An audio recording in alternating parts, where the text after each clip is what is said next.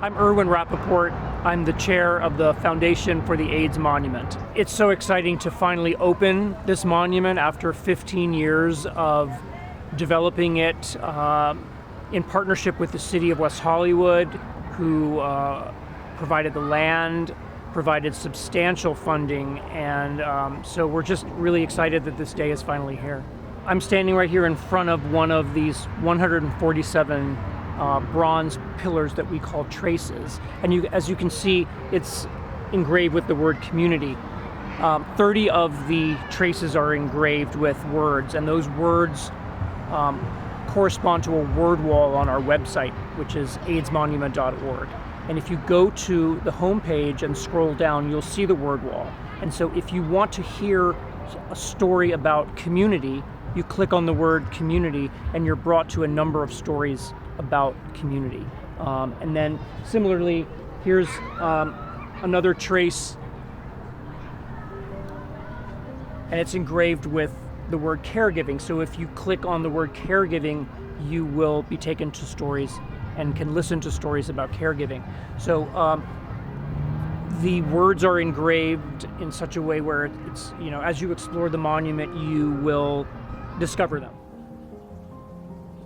Now that we've walked through the first field of traces, which represented the first 4 to 5 years of the disease, when there was fear and confusion and death, and we didn't know even what caused HIV or AIDS, now we're entering into a different section, a different field of traces, where the traces are organized in essentially a grid pattern. And it's ironic that it's called grid because before the disease was called AIDS, it was called GRID. It was called gay-related immune deficiency.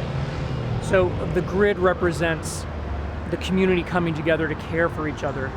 The community organizations that were formed in the mid to late 80s and early 90s to care for people with HIV and AIDS when the federal government wasn't doing so, right? It represents not only the community organizing and and caring for one another, but it also represents the medical breakthroughs that we experienced in the mid-90s, in 95 and 96, when the life-saving medications, the protease inhibitors, were finally available to the public to end 15 years of death. So this was designed as a place where someone can speak to the community gathered in the street. So if we're having a major event, right, and we want to protest something or we want to celebrate something, this becomes a place where someone can address a crowd gathered in the street, and then we have the beautiful monument as the backdrop. This is one of the narrative tablets that we have in the monument, and they're designed to give some basic facts, basic history of the disease. So this one speaks to the early years of the disease and all of the fear and confusion and death when we didn't even know what caused the disease, when we didn't have tests to know whether or not one was infected. So we wanted this monument to have some basic information because it's designed for people who might not know anything about the disease. So when you enter the monument, there's some basic information on the entrance wall. It talks about the impact of the disease on not only West Hollywood, where we suffered thousands of losses in a very small community, but also on the nation as a whole, because as of this year, it's estimated that 700,000 Americans have died of AIDS, which is almost twice the number of Americans who died in all of the world wars of the 20th century. The engraving behind me, silence equals death, action equals life, is the famous slogan or rallying cry for ACT UP. The AIDS Coalition to Unleash Power was the loudest, most well-known AIDS activist organization in the country. It was founded by Larry Kramer in New York City. We had a very active ACT UP chapter here in Los Angeles.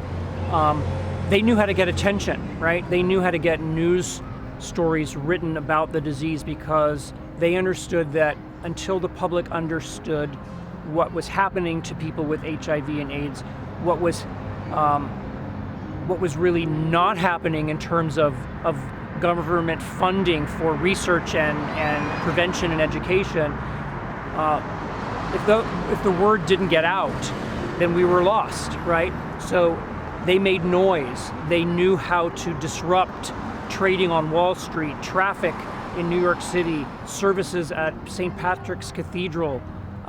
They knew how to disrupt the Rose Parade and the Oscars, and camp out in front of LA County USC Hospital for a week, demanding a specialized AIDS unit there. So ACT UP became a model for community organizing and activism, and has inspired other movements like Occupy Wall Street and Black Lives Matter. And we hope that it inspires current younger generations and future generations to take that spark of activism and use it to advocate for a cause that they believe in.